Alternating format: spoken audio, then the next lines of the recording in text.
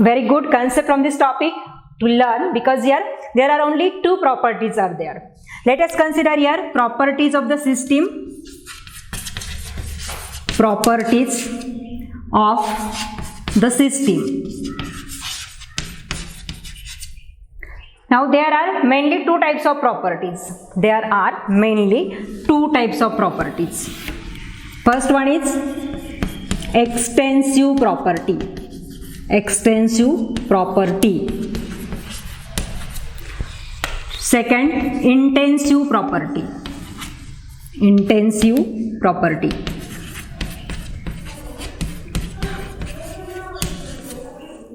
Now depending upon the names of properties, definitions are there. Extensive means this property depends upon the mass of the system. That depends upon how much mass that system consists of.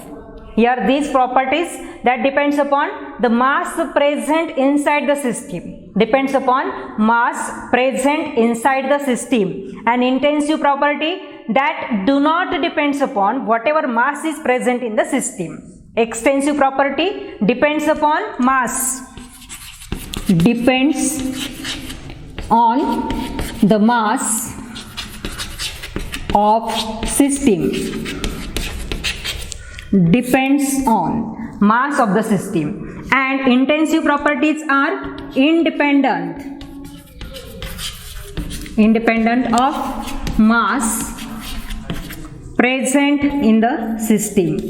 Present in the system. Now here on this concept also MCQs are here. You have to identify from the given properties which property is extensive property and which property is intensive property. Here also one clue we can use here to find out extensive property and intensive property. Extensive property means the property which depends upon mass of the system. What amount of mass is present in the system, depending upon that properties are identified. Intensive property that do not depends upon the mass present in the system. For example, here we can consider examples of this extensive property.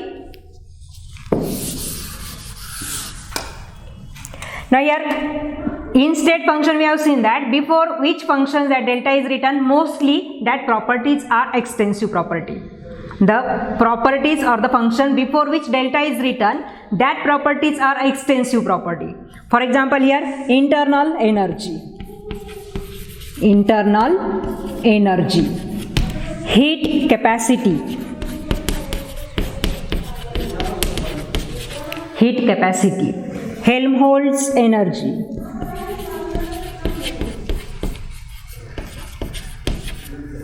Helmholtz energy. And also here mass. Obviously mass depends upon mass present in the system. Volume. Volume also depends upon whatever mass that system consists of. Now these are the extensive property, and here that delta is written before these properties except this mass. So here these are the extensive property. This depends upon the mass present in the system. And to identify what are the intensive property, for example here PT. Now here also this is the initial of PT Usha. Okay. So here DC, that is direct current. MP. Madhya Pradesh we can keep in mind. Here for example BP, that is Bhopal. ST, four-wheeler in which all type of peoples are that are going from one place to another place, that is ST, that is provided by our government. Okay. And so here the last one is VSCO. These are the properties which are intensive property. PT, DC, MP, BP, ST, VSCO. So here what is this P? P is the pressure of the system. T, that is temperature of the system. D, that is density of the system. C, that is concentration of the system. MP, that is melting point of the system. BP, that is boiling point of the system. ST, that is surface tension. And lastly VSCO means viscosity. These are the intensive property which do not depends upon the mass present in the system. That do not depends upon mass present in the system. How to remind these properties? PT. So here this is the initial of PT Usha. Okay, DC, that is direct current. But here consider D means density, C means concentration. MP, Madhya Pradesh, that is melting point. Bhopal, that is BP. ST, that is surface tension. And here visco means viscosity. These are the intensive properties. And here the examples can be asked, which of the following is the extensive property, which one of the following is the intensive property. Such type of questions can be asked in exam. Okay. So here let us consider first type, that is isothermal process. Isothermal process. Isothermal process. Now in case of isothermal process, it is the process in which temperature of the system remains constant throughout the interconversion. Throughout the interconversion, temperature of the system remains exactly constant. That means here we can say that delta T is equal to 0. Temperature of final state minus temperature of initial state, that value exactly obtained as a 0, because temperature remains constant throughout the interconversion of system from initial state to final state. And so here delta T, that value is found to be 0. So here we know that ideal gas equation. What is that equation? P into V is equal to N into R into T. Okay, so here what is P? That is the pressure of the system. V, that is volume of the system. N, that is number of moles of the system. R, that is gas constant, and T is the temperature of the system. Now here as T, temperature of the system is constant, R is gas constant, and obviously number of moles also remains constant. And so here this equation we can write as a P is equal to constant upon V. So here constant upon V, or we can say that pressure is proportional to 1 upon V. That means in isothermal process, pressure is inversely proportional to volume. And so here if we consider the plot of volume versus pressure, the plot of volume versus pressure, this equation what indicates? This equation what indicates? This equation indicates that as pressure is higher, volume should be lower, or with increase in volume, pressure of the system decreases. Volume is higher, pressure is lower. Pressure is higher, volume is lower. And so here if we plot the graph of volume versus pressure, then here at higher volume, pressure should be lower. Pressure should be lower, and this is the nature of graph obtained in isothermal process. This point is not given in regular textbook. Okay, but if we consider competitive exam, then here this plot is very important. In isothermal process, what remains constant? Temperature of the system remains constant. That means temperature throughout the exchange of initial state to final state, that is constant. And so here according to ideal gas equation, what equation we have obtained? P is proportional to 1 upon V. P is inversely proportional to volume. Pressure is inversely proportional to volume. So here as pressure is higher, volume is lower. If volume is higher, then pressure is lower. And so this is the nature of graph for the isothermal process. Okay. So here next process we'll consider, that is isobaric process. Which process? Isobaric process. Second process from this topic, isobaric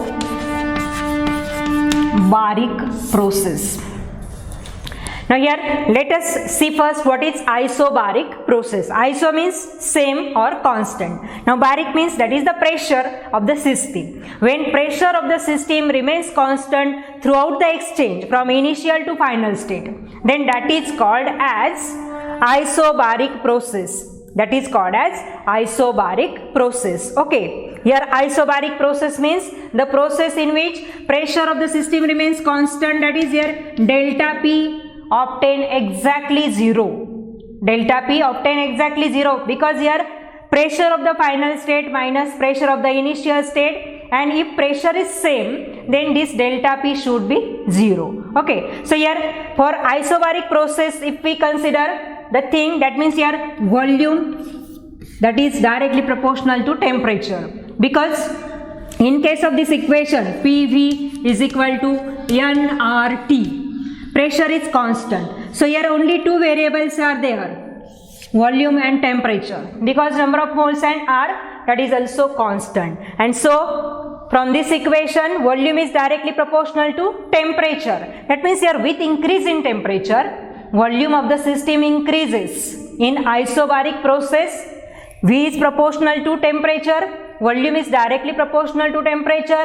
So in case of isobaric process, with increase in temperature, volume of the system also increases. Or vice versa we can consider, if volume of the system increases, then obviously the temperature of system also increases. Now here if we plot the graph of volume versus temperature, the graph of volume versus temperature, that means the nature of graph in isobaric process is in this way. Here with increase in volume, temperature of the system also increases, and so the nature of graph is from straight line is obtained, that is pointing from 0 to onwards, that is pointing from 0 to onwards. If we plot the graph of volume versus temperature in isobaric process, this nature is obtained. Why? Because here volume is directly proportional to temperature of the system. What this indicates?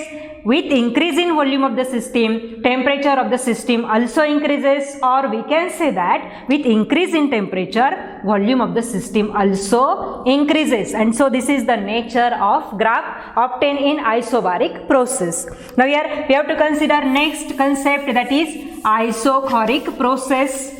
Third type of process, isochoric process. Okay.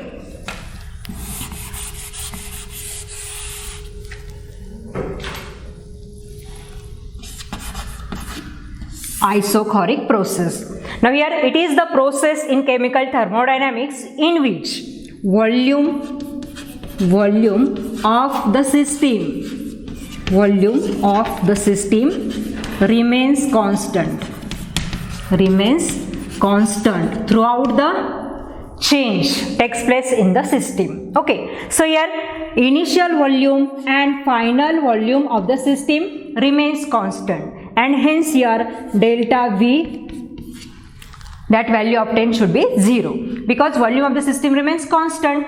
Initial volume and final volume, that value is found to be same, so delta V, that is found to be 0. Now here if we plot the graph of pressure versus volume, then here if we consider here P1 pressure, P2 pressure, P3 pressure, likewise, then here if we plot the graph of volume, then it is observed that the volume graph that goes in this direction, because here whatever initial state, for example, that is the A state of the system, here system is undergoing study, so here initial state is P1 pressure, then at the second stage pressure is obtained, that is P2, but here there is no change in volume observed, that volume of the system found to be same, that remains constant.